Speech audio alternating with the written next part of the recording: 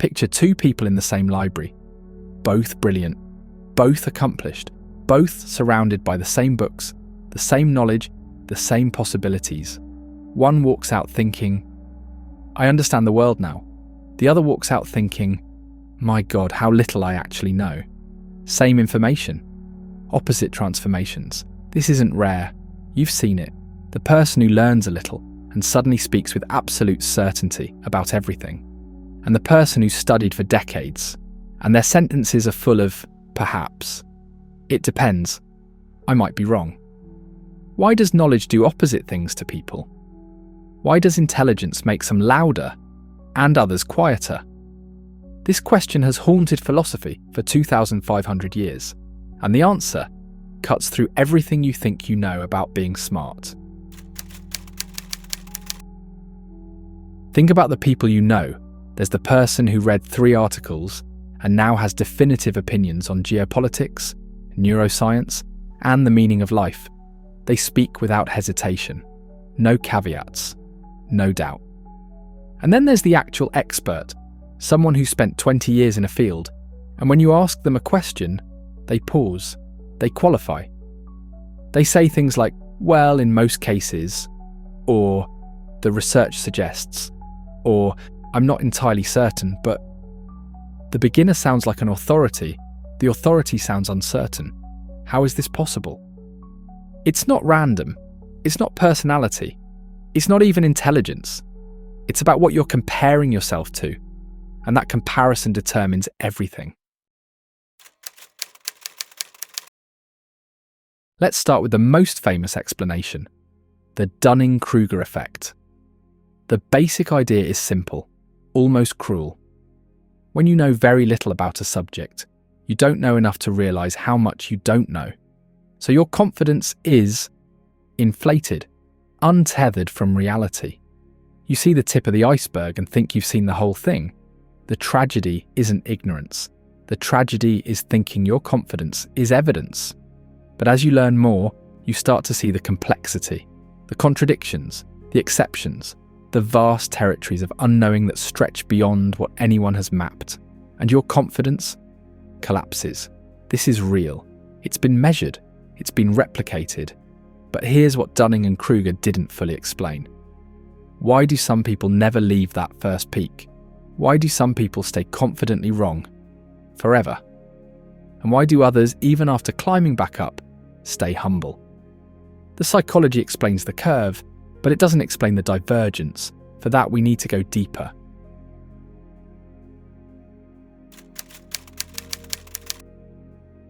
Here's the real answer. It's not about how much you know, it's about what you compare yourself to. Some people measure their knowledge horizontally. They look around at other people and ask, do I know more than them?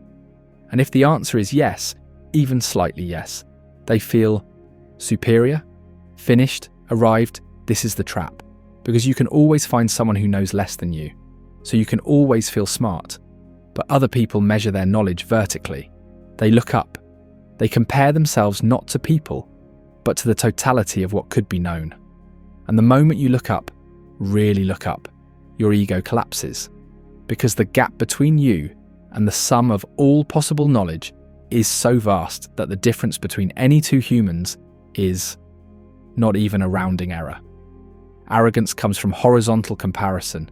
Humility comes from vertical comparison. It's that simple and that profound.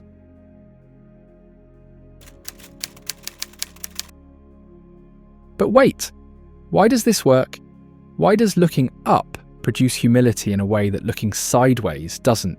It's not just metaphor. There's a cognitive mechanism here. When you compare yourself to other people, you're comparing to a finite set. Bob knows this much.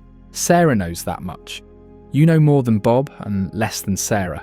You can measure it, rank it, feel your position. This is bounded, comprehensible.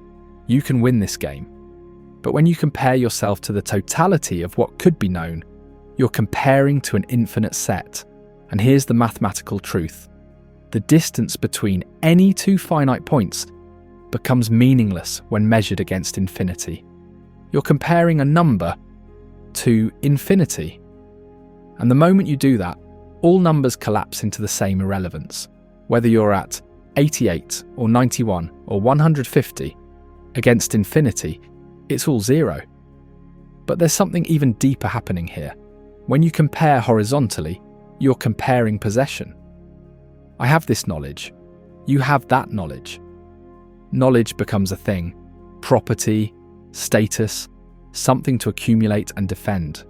But when you compare vertically, you're comparing to possibility, not what anyone has, but what could be discovered, and possibility has no endpoint. This is why vertical comparison produces humility, because you're not just realizing you know less than others, you're realizing that knowledge itself is unfinishable. There is no arrival, no completion, no moment where you can say, I'm done. The mystery grows faster than your understanding, and this realization does something profound to your ego. It doesn't destroy it, it reorients it. You stop trying to be bigger than other people. You start trying to see more of the mystery, and that shift changes everything. 2,500 years ago, Socrates understood this perfectly. I know that I know nothing. People misunderstand this quote. They think it's modesty, self-deprecation. It's not, it's epistemology. Socrates would find someone who claimed to know what justice was, or courage, or wisdom. And he'd ask questions, simple questions, and every answer would reveal another question underneath, until finally the person would realize, I don't actually know what I thought I knew. Socrates called this aporia, puzzlement, the recognition of ignorance. And here's the key. For Socrates, this wasn't the end of wisdom. It was the beginning. You cannot learn if you think you already know. The foundation of all knowledge is admitting what you don't know, and the people who can't do that stay stuck on the first peak.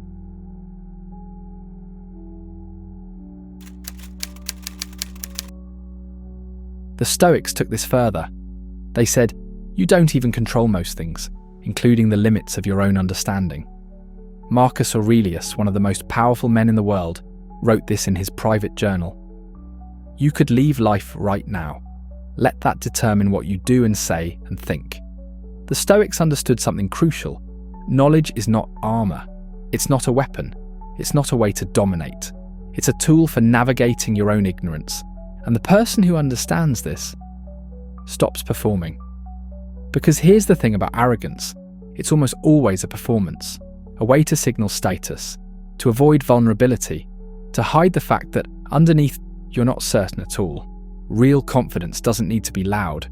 It's quiet, because it's not trying to convince anyone, least of all itself. In 1781, Immanuel Kant published a book that changed everything. He argued that there are two worlds, the world we can experience, what he called the phenomenal world, and the world as it actually is, the noumenal world. And here's the devastating part. We can never access the noumenal world. There is a horizon that no intelligence, human, artificial, divine, can cross. Some things are unknowable, not because we're not smart enough, but because knowledge itself has limits. Fast forward to Karl Popper in the 20th century. He said, we don't prove things true. We can't. We can only prove things false. Knowledge doesn't grow by stacking certainties. It grows by eliminating errors. By admitting, I was wrong. I didn't see that. I need to rethink. Socrates, the Stoics, Kant, Popper, different eras, different methods, but they all orbit the same truth. Wisdom begins with acknowledging the limits of knowledge, and arrogance is just refusing to look at those limits. But here's the uncomfortable question. If humility is wiser, why do so many intelligent people choose arrogance? The answer isn't simple. It's not just ego, it's not just status. It's something deeper. For most of human history, status determines survival. Who got food? Who got protection? Who got to reproduce? And status came from appearing competent, confident, certain. In a world where you had to make fast decisions with incomplete information, the person who hesitated lost. The person who acted with confidence, even false confidence, often won. And that instinct is still in us. But there's something even more powerful than status at work. Identity. For many people, their sense of self is built on being the smart one, the person who knows, who has answers, who doesn't get stumped. And here's the trap. If your identity is built on knowing, then admitting you don't know feels like annihilation, not just being wrong, being nothing. So they double down, they defend, they attack anyone who questions them, not because they're evil, because they're terrified that if they're not the smart one, they're nothing. And then there's what psychologists call need for closure. Some people have a low tolerance for ambiguity. Uncertainty doesn't just feel uncomfortable, it feels unbearable. They need answers, definitive answers, now. And once they have an answer, any answer, they cling to it, because letting go means returning to that unbearable state of not knowing. And finally, the performance trap. Once you've performed certainty, in public, to colleagues, to friends, retracting it feels like social suicide. You've built a reputation on knowing. People look to you, trust you, admire you, and admitting you were wrong feels like betraying them, like losing everything you've built. So you keep performing, even when you know better. And the longer you perform, the harder it becomes to stop. This is why arrogance persists, not because people are stupid, because they're trapped by instinct, by identity, by cognitive need, by social commitment, and the bars of the cage are invisible. So why do some people resist this? Why do some become quieter the more they learn? Because at some point, if you go deep enough, you hit something that breaks you, the infinite. You realise the unknown doesn't just exist at the edges of your knowledge. It expands faster than your knowledge can grow. Every answer opens 3 new questions. Every solution reveals 10 new problems. This is the moment of transformation. Some people see this and retreat. They stop learning. They fortify what they know and defend it. But others see this and let go. They stop trying to win knowledge. They start trying to navigate it. And that shift from conquest to exploration is the difference between arrogance and wisdom. But here's what's interesting. The wisest people aren't paralyzed by doubt. They're not constantly saying, I don't know to everything. They found something more sophisticated, what I call confident uncertainty. This is the ability to hold strong working beliefs, while remaining open to revision.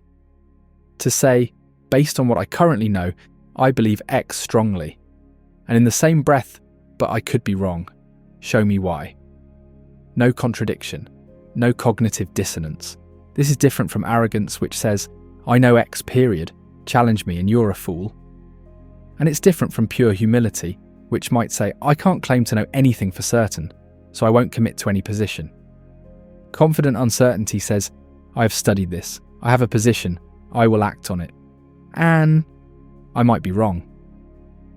This is how science actually works, not by accumulating certainties, by holding provisional truths that are always vulnerable to better evidence.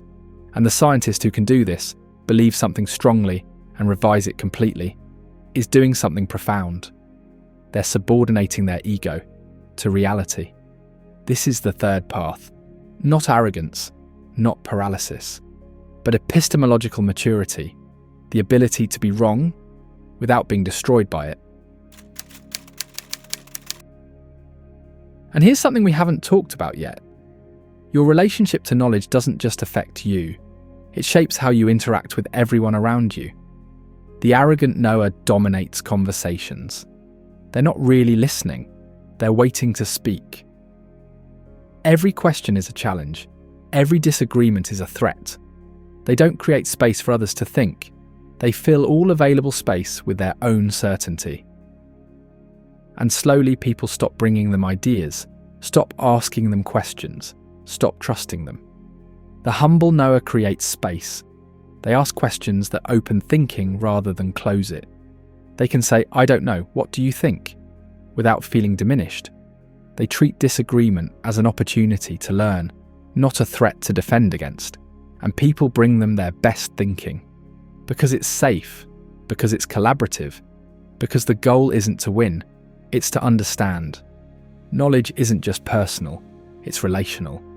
And your orientation to knowledge determines whether you create intellectual isolation or intellectual community. In the end, it's not about how much you know, it's about orientation. Some people treat knowledge as a competition, a ladder to climb, a way to be better than others, a tool for status. Others treat knowledge as a landscape, a mystery to explore, a horizon that keeps receding, a lifelong journey with no final destination. Arrogance says, "I have arrived." Humility says, "I have just begun." And here's the beautiful part. The person on the throne thinks they're winning, but the person walking is free.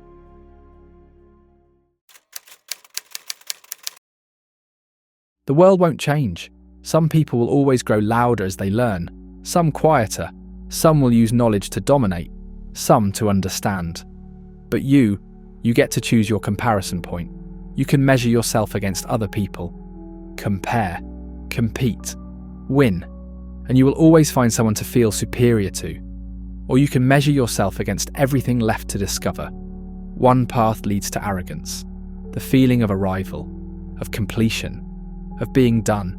The other leads to wisdom, the recognition that you will never be done, that the mystery is larger than you, that learning is not about mastery.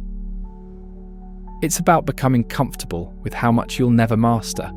The question isn't, how much do I know?